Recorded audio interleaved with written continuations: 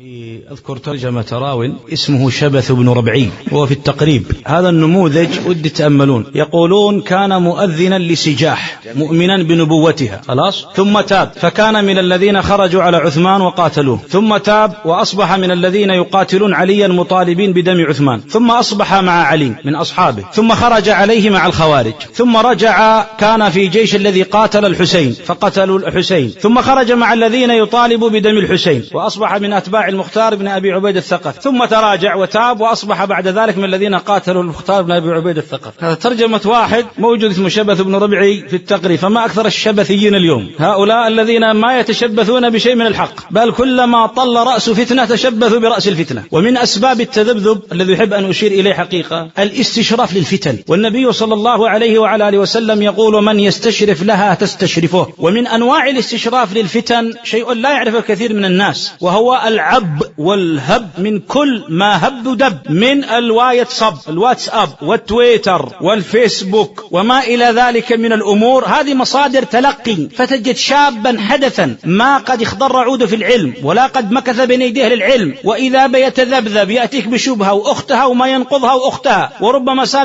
ساق لك الشبهة ومعها كفنها الذي يدفنها ولا يتفطن له. لماذا؟ لأنه يتلقى من هذه المصادر ويتلقى من هذه المواقع وهذه الأمور. فالاستشراف للفتن من أسباب التذبذب، ومن يستشرف لها تستشرف، ونعوذ بالله من الفتن ما ظهر منها وبطن.